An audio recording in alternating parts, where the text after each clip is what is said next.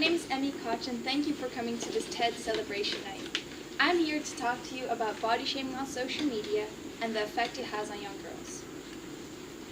Social media is like a tsunami of data, likes, comments, photos, pictures, etc. You open up your Instagram and you learn that your best friend got a new puppy, or that girl you never really talked to moved houses, or that Lady Gaga wore a meat dress to the MTV Awards last night. Social media has brought the whole world together on one server, and this has positive and negative effects. Not to seem hypocritical, but I'm a frequent user of social media myself. I'm active on Instagram and Snapchat, for example. And because I treasure the opportunities social media grants, I'm here to talk about the issues I'm facing and recognizing. So what is this issue? The issue is body shaming. The humiliation of someone's body type, body shape, or body weight in any way or form. Many underestimate this issue because it's psychological and not very vivid from the outside, but the statistics don't lie. 63% of all women value weight as a key factor in determining how they feel about themselves. This means that the majority of the women find their weight more important than their family, their career, or their children. Another study shows that 86% of all women are dissatisfied with their bodies and would like to change something about their exterior. As you can imagine, when your most vulnerable aspect is targeted, an aspect that you're already insecure about, it is extremely painful. So how does this reach over to social media? It's mainly via advertisements.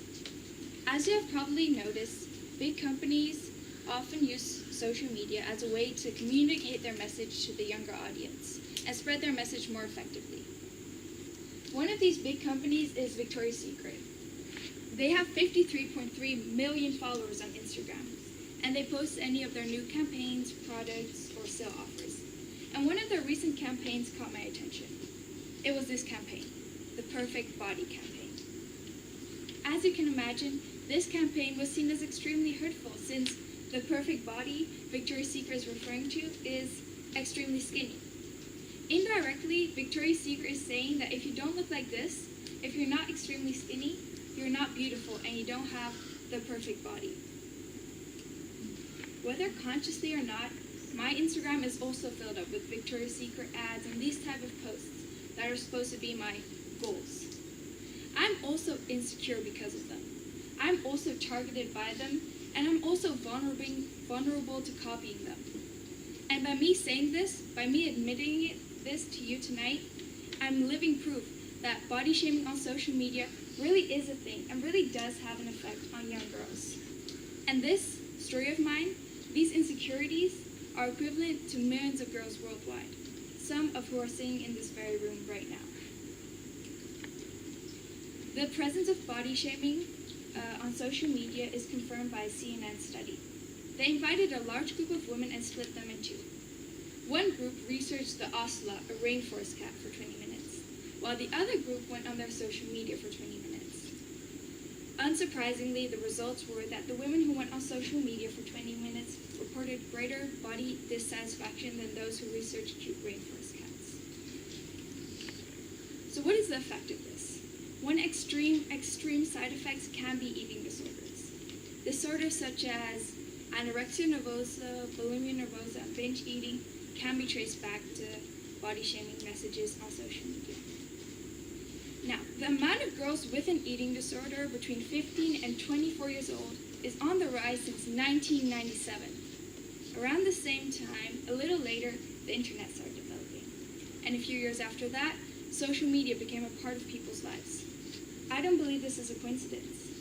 I think the number of girls with an eating disorder is still on the rise because of the presence of the internet and social media in their lives. Now, this is because of two things. Eating disorders are caused by obsession and comparison.